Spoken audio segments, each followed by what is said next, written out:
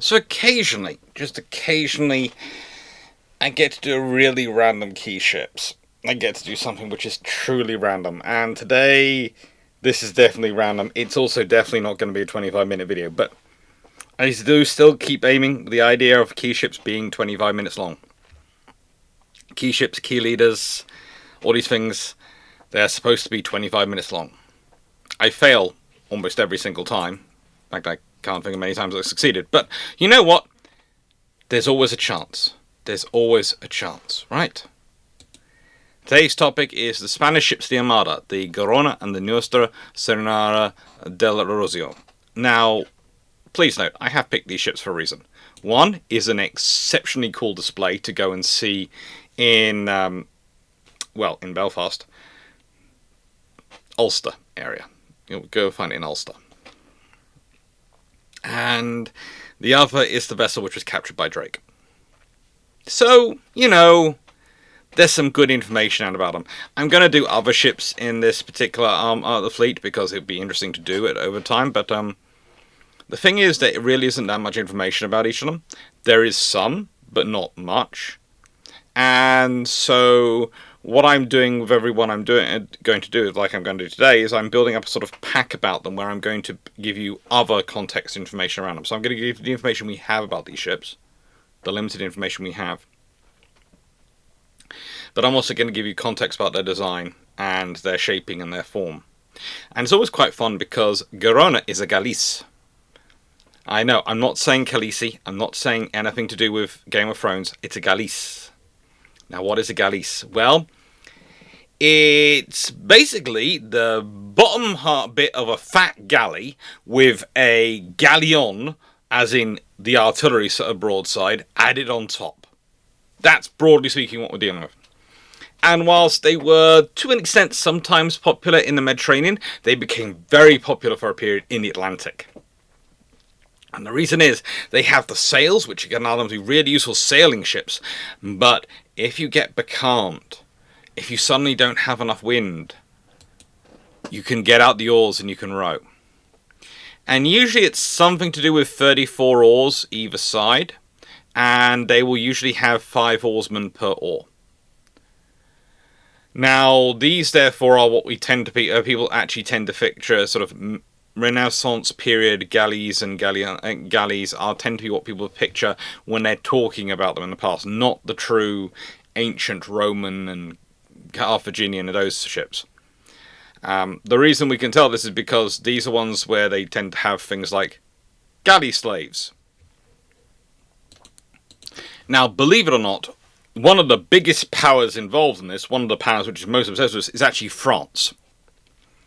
They have a lot of galleys and galleases in various fleets, and they love to send their criminals to go and serve in the serve as rowers. And realistically, if you're sentenced there, it's a life sentence. It might be only a sentence for 10 years, but rarely do they remember. A, you possibly die, quite often do die because of unsanitary conditions before the 10 years are up. And B, the only one who's really marking the years for you in there is you, the prisoner, and no one's taking notice. For the Spanish, they often preferred to use people they captured in war, prisoners of war. And this causes a problem for the Spanish, because it works very well when you're boarding an opponent's ship. But when they're boarding you, it means you've got a rather large number of people aboard. Again, you've got, let's say, 34 oars each side. Okay, so that is 68, and you've got 5 per oar. Oh, I'm sorry, but that's going to be at least 340 people aboard who would really rather not being aboard, and if people come down who are potentially offering them their freedom, might actively join them in fighting you. This is not good. It's one of those things which works well while you're winning. Doesn't work well if you're losing or in an actual hard fight. But yes, the galleys. Now, they have advantages, though. When it comes to fighting regular galleys, they have a full broadside. Regular galleys don't have a full broadside. When it comes to fighting sail ships, Well, if the winds were not with them, they can maneuver, and these can often maneuver slightly better. In fact, realistically, when we're looking at their capabilities, we have to consider the latest the latest age of sail sort of ships with steam engines added in. When they have that as the ability to power them when they need to, that's what we're looking at. We're looking at an earlier solution to that problem. Again, though, I would stress strongly, slavery is never a good power source. It really isn't. And when you consider societies like the Romans, the Carthaginians, the ancient Greeks, didn't do it. If they did use slaves, they were freed to become it. And it was basically a case of, right then, if you are going to, we will free you on condition you serve in this role, but you'll be given freedom, your freedom. So you'll earn your freedom. You've got your freedom to be this, because you do not want to be dealing with being attacked on two fronts in a battle on a ship. You just don't. And you don't want your engine to be attacking you. Also, and this was a problem for the French specifically, but also for the Spanish quite often, if you don't feed your engine correctly, it tends to stop giving you the power you need. And there's only so many times you can whip an organic functioning system before it stops working completely if you haven't been feeding it properly. And so you've got a constant problem. If you feed and water your rowers enough that they are useful as oarsmen to give you the power you need, then they become a bigger threat and problem for you to control. But if you starve them, then you have an engine which is functioning on half horsepower. That's the way of the world. You just have to deal with that. This is one of the reasons why, again, the Romans, the ancient Greeks, etc., you preferred to use freed men. Freemen. Because of that dilemma. You say if they have been freed on condition of service, they've got something which incentivizes their service, they're going to be freed, and you can justify feeding them and watering them. And if you treat them well, and if they know they are free once the campaign's over, it's amazing how committed they become to your cause. Especially as being a free man of Rome. Well, that could be useful. In that time, that could be useful.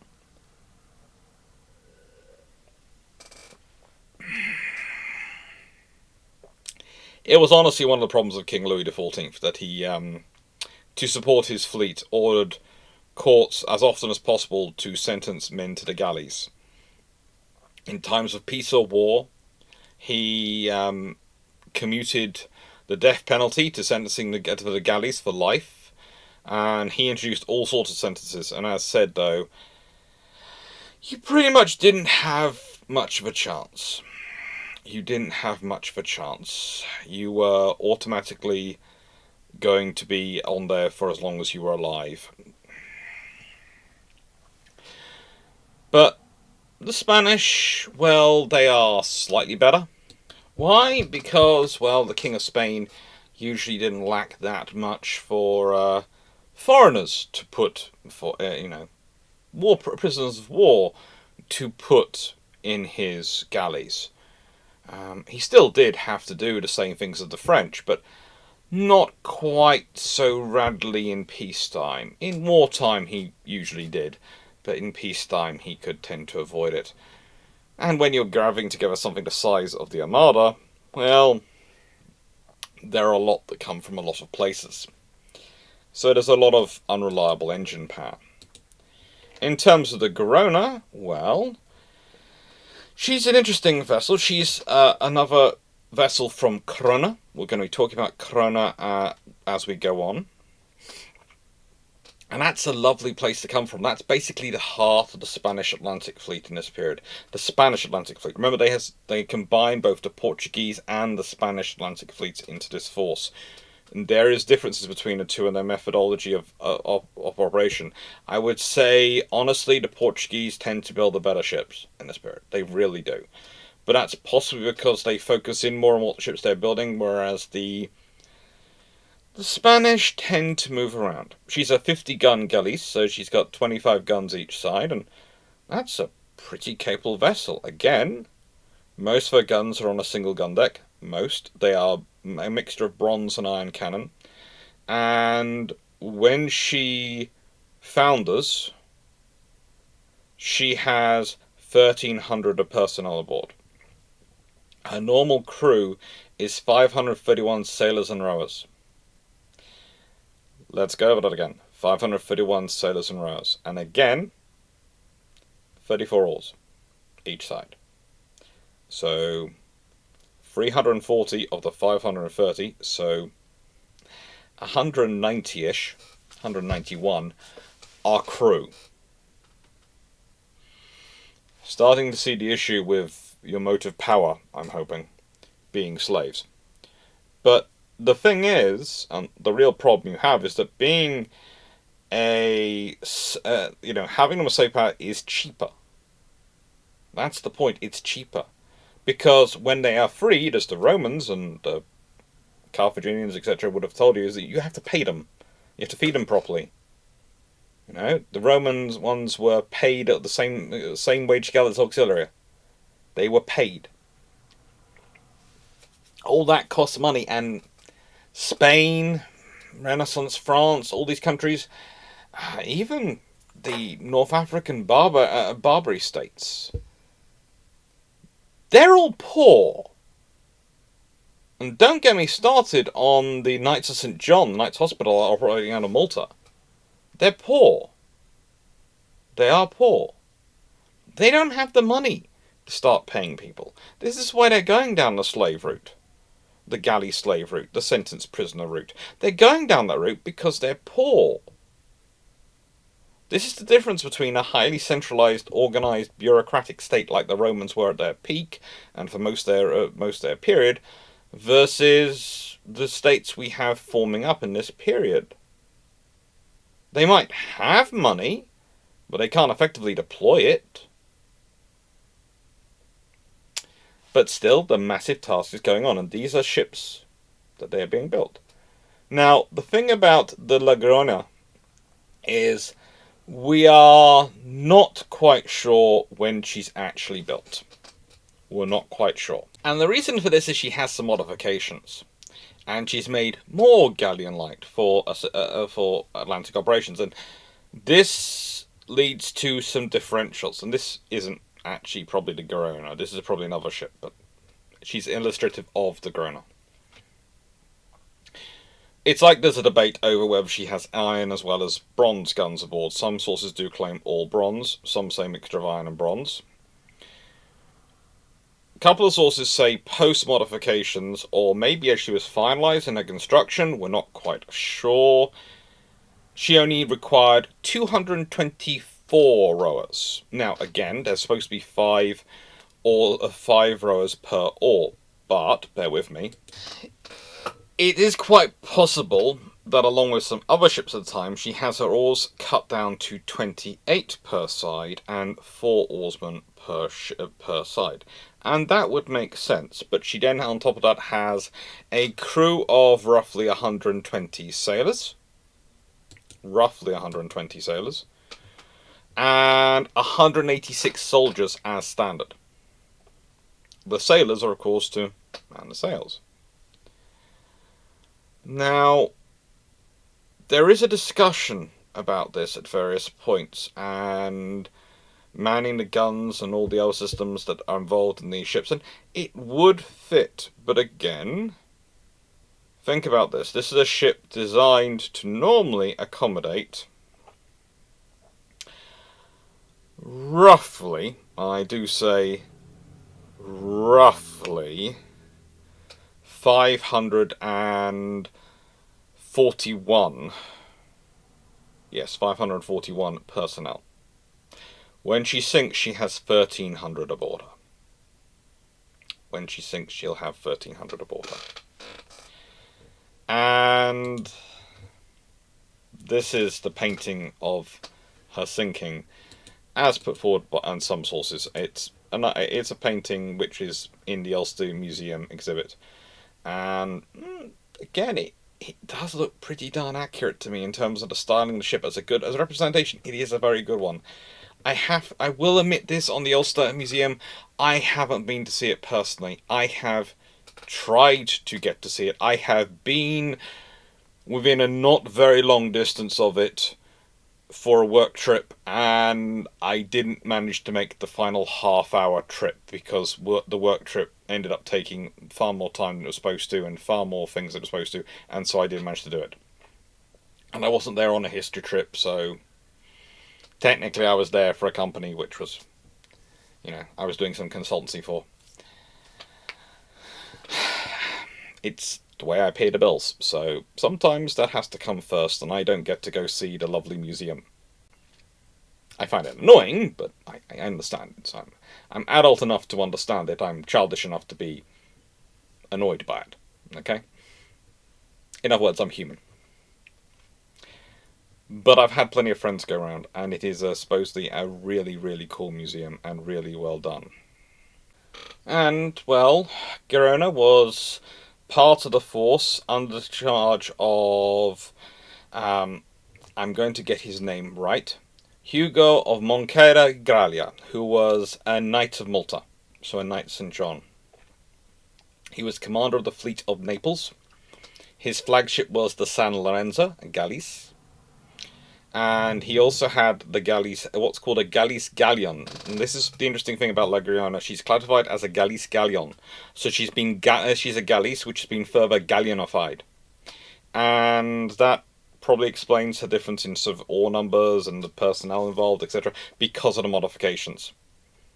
And the other ships in the force include the Zunga, which was also probably another galleys, and Napoleone, which is also probably another galleys.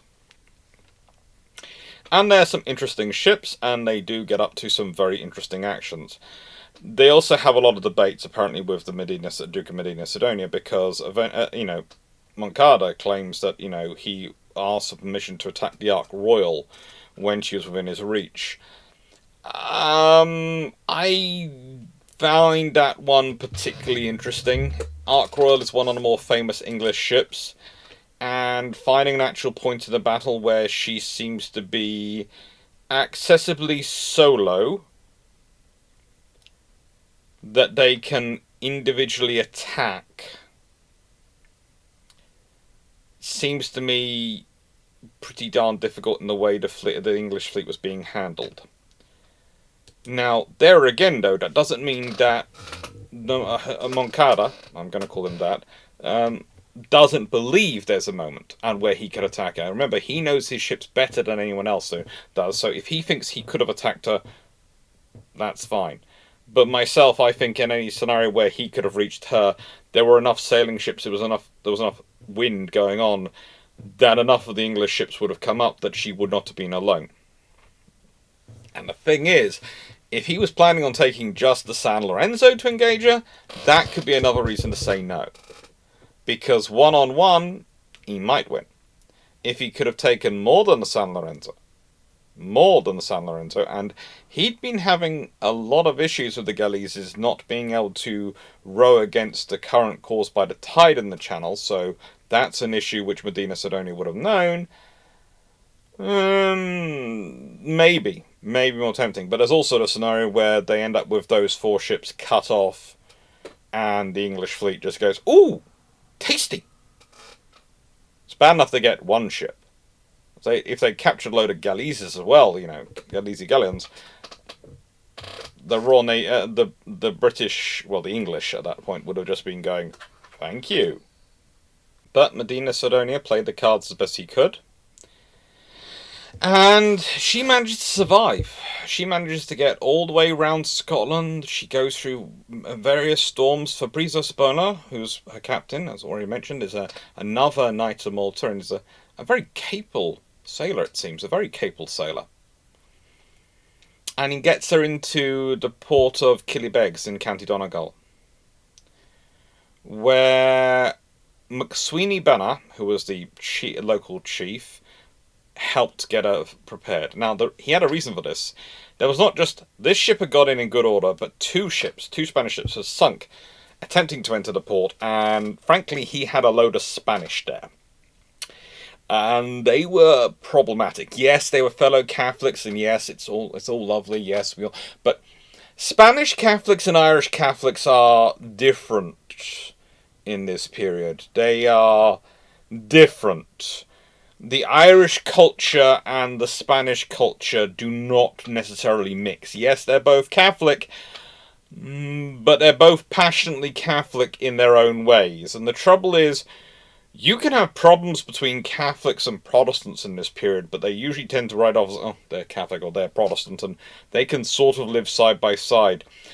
But when you have two people warring in the same house, that's when you have trouble. So he really wanted to get the large Spanish population on their way as quickly as possible. And so this is why you end up with 1,300 people aboard her, including various senior personnel. Don Alonso Martinez de Levia, etc. She managed to get through Lough Foyle, but then a storm ran up, and she runs aground near Dunnes Castle in County Antrim.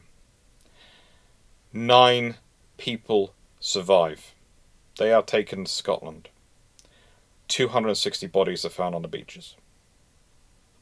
260. And, well, the problem is, this turned into a reason to visit Ulster Museum, but also into an ongoing saga of salvage operations, with George Carrew carrying out the first salvage operations within months of the sinking. Official salvage. Knowing my relatives from that area, and my relatives from Cornwall and my relatives from Scotland, I do not believe for 1 minute that they waited for any official organisation to start trying to recover stuff. There was money down there and they knew it. Nicest way, access to small boats, dragnet, various forms of nets, and the ability to swim. And guess who are the people who are hired, the locals who are hired, when the official groups turn up anyway. So, I'm fairly sure that, you know where to look. How amazing. How do you know where to look? Oh, we just know. Yeah. So, leaving that to one side, there was even a Belgian team in 1967 which did work, and most of it is on display in the Ulster Museum in Belfast. It's a really, really cool exhibit to go look at, and these are some of the pictures from there. And it's really interesting the way they've arranged the cannon with the accurate carriages for the Spanish cannon. It's on a land carriage. It's on, it's a long. You can see this long carriage, and rather than 4 small little wheels and etc. It's a long system which is designed to be pulled behind people as they're moving over land. Rather than useful on a ship, it takes up too much space. But leaving that to one side, there's also the fact that the MacDonald of Dulles Castle, who Sorley Boyd MacDonald, who actually managed to take those 9 survivors to Scotland, also conducted some clandestine, officially, salvage operations. So there's lots of people who salvaged from this wreck, and this is what we still find. Makes you interested in what was actually there originally. And it's a useful exhibition. It's where we can learn a lot of the details we do about the Spanish Armada come from this exhibition, come from this ship. All the various cannon. And this is one of the things we found, is that there are iron cannon. This is the Duquesa Santa Anna, and it's an iron cannon. It's not a bronze cannon. There are also Girona cannons, which are bronze. But, lots of interesting things going on there. Lots of interesting stuff there to see. It's what gives us the idea that, they've got mixed cannon. They've got various different cannon type on there. I would say the bronze cannon, even bigger, even longer. They really are. I've got a picture which I'm going to bring up. And I love this picture because it really does give you a size and scale approach of what these bronze cannon looked like. And the types of cannon they had available on the ships, and the Slakers versus the culverins and demi-culverins, all the different types they were carrying. It really is worthwhile going to see. With that being said, though, it's now time for the shameless book plug. Now, Girona is this lovely, lovely place on the northwest coast, literally on the northwest corner of Spain. It's in Galicia and it is beautiful. It is absolutely gorgeous and well worth a visit. It's not honestly where you often see a lot of tourists, but more tourists should probably go there because there's some beautiful history there, beautiful architecture, and it is a lovely place to go. It is also a centre, and still to this day, a centre of Spanish warship and Spanish ship construction. It's one of the longest lasting places which has been consistently producing ships around the world. And both the Galeases and the galleon we're going to be looking at today come from Girona. In fact, a lot of the Spanish Atlantic ships come from Girona. This is where they are built. This is where they are prepared. That's rather appropriate, realistically. It's a place which is fairly easy to get a lot of logistics to, and fairly easy to sustain logistically from Spain. And more importantly, it's fairly easy to secure and protect. Although it does have a lot of this lovely castle, San Felipe. It's the entrance to Ferrol harbour, but again, it's one of those places which is sometimes forgotten in history because there are other more famous places not too far away from it, which are usually more the sites of battles. But yeah, Girona is massive. The fact is, though, as a site, it's probably been inhabited for a lot longer than even modern Spain. There are various people put forward as Celtic origins, they put forward Latin origins for its name. Honestly, I would say with Girona, it's such a good site that myself, I wouldn't be surprised if it's been inhabited for a lot longer, and what we're seeing are names which have been imposed on earlier settlements. It's one of those spaces when you look at it and you look at the water, you look at the natural bay for fishing, you look at the defensibility of the site and you go, okay, why would anyone not pick to settle here? This is literally a very, very perfect, very sensible spot to be in.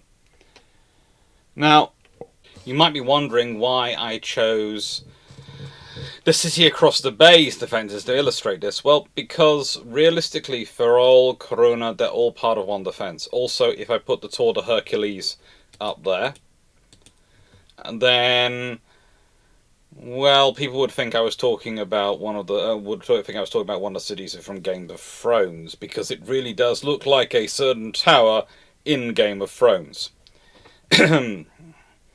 What can I say? Go have a look at it. It's a very interesting. The Tour de Hercules is an interesting lighthouse, let's say. But realistically, this whole area was a critical area. The rivers draining into it, it gave it sustenance. You have the Rio de Ferrol, you have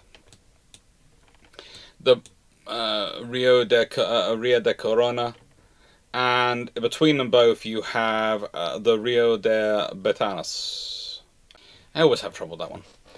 Now, these three areas, these three spaces, this large bay they create is one of the best natural anchorages you have on the western coast of Spain, and it's a perfect position to launch from. Realistically, it's probably where the Armada should have been launched from. Specifically, they are set up where they are because of what the Bazan is running his fleet as, what the Marquis de Santa Cruz is running his fleet as and organising things. And that suits him. That doesn't really suit the expedition. It works while he's in charge, it isn't where it should be. I'd also say, once the plan's been made and it's been decided, and Philip II's put his name on things, it's very difficult to change things. Again, Marquis de Santa Cruz could change things because of his esteem and his capabilities, but for Medina Sidonia and others below him, it's not possible. So as much as this area does make it more suitable, you've got Girona, you've got all the construction facilities going on there, you've got the Rio de Ferrol, which is nice and secure and a really good place to sort of ride at anchor. You've got the Rio de Betanzos, to, also be able to move around in. You've got a large space that you could really have gathered in. They didn't. And yes, I can sympathise there are issues with storms, etc., but it's on an Atlantic coast. Everywhere's going to have issues with storms. This is one of those places, though, which really does fit. And the most important thing there about the construction is that this was the seat of a captain general, which made sense with basically being an arsenal, basically being used to build ships and stockpile weapon systems. It's also the city which was sacked by Francis Drake in 1589. And, it made sense. It's a place where the Spanish were once again building up an armada, were once again building up supporters. And traditionally it has been a source of strength and a source of a fought over valuable point for Spain throughout its history. So, yeah. But it is still one of those spots which does get forgotten. It does get forgotten, and it shouldn't be, because it's a really critical space. With that in mind, we have to look at the ships which were built by the Captain General, which includes Nuestra, Señora del Rosario, which is del Rosario, which is the ship which has the interesting honour of being the only vessel captured by the English in 1588. And as you can see, she was launched for the Armada. She's one of the ships built for the Armada. She is brand new, 1587 launched. She's one of the best ships they've got. She's a powerful vessel with a crew of roughly 360, including the troops aboard her. She's got lots of cannon. She's got lots of sail. She's 1,000 tons burthen. She's a useful ship. She's also, because she's brand new, is selected as the flagship for one of the officers. Makes sense, let's be honest. Don Pedro de Valdez, he wants a good ship, and she's one of the newest, but she's also a new ship, and she occasionally has some issues handling her. She does actually have a collision. She leaves Girona on the 13th of July, 1588, to take part in the Armada, and she's damaged in collisions on the 31st of July, 1588. So, just 18 days later, having some issues, but she's a good ship still. She's a good ship. And during the actions on the 1st of August, she and the rest of her colleagues, the Escada de Andaluces, as part of the Spanish centre, manoeuvred to support Santa Ana. And then, as during this manoeuvre, that del Rosario starts to drift and is taken off by the current in the opposite direction of where the Spanish fleet are heading.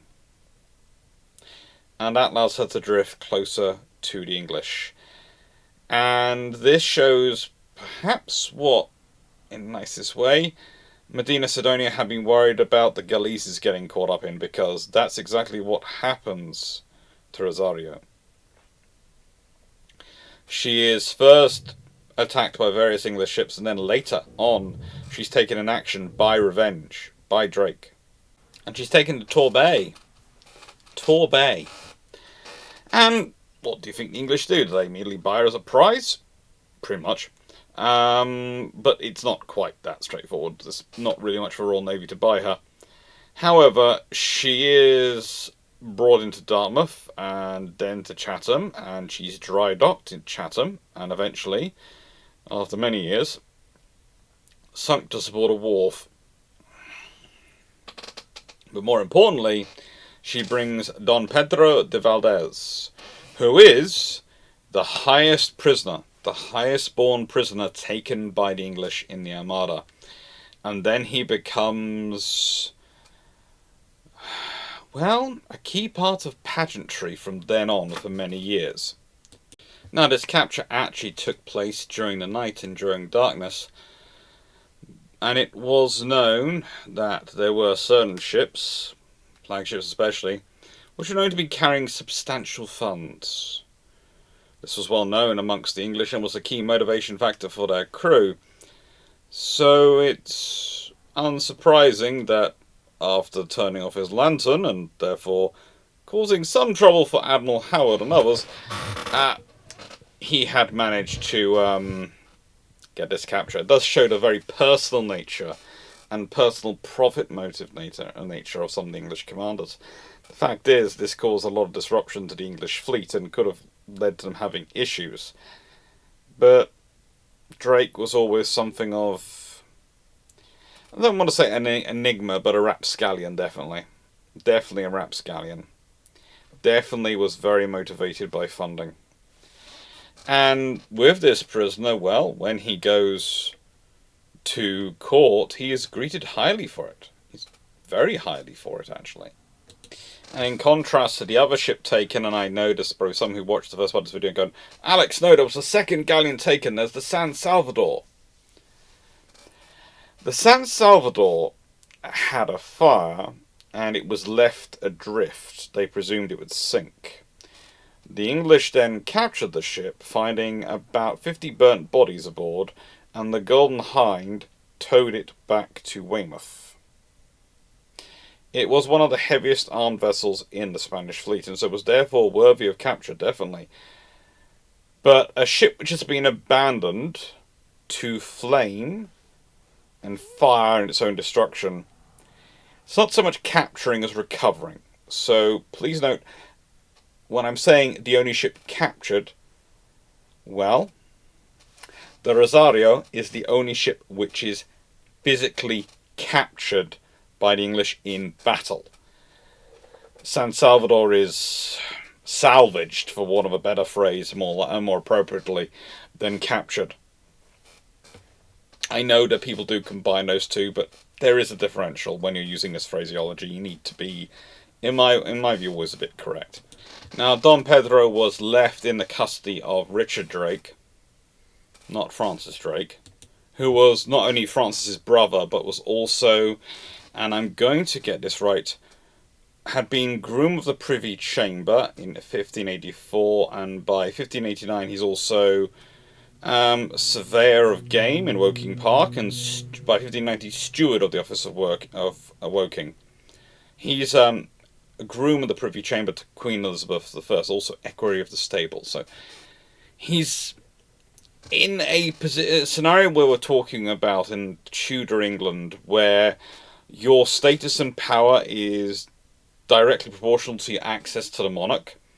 These sort of roles where you have a lot of access to the monarch are very powerful and influential and trusted. So it makes sense. It's basically the Queen trusting that Drake will put him somewhere safe, somewhere where he can be well looked after, this prisoner, before he's eventually ransomed back, but or maybe used for diplomacy.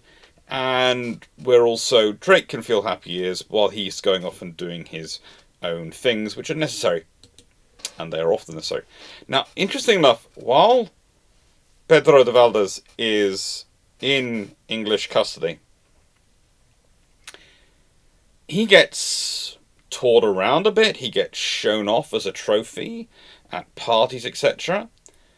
But he also revises the first Spanish-English dictionary, which is published in 1591.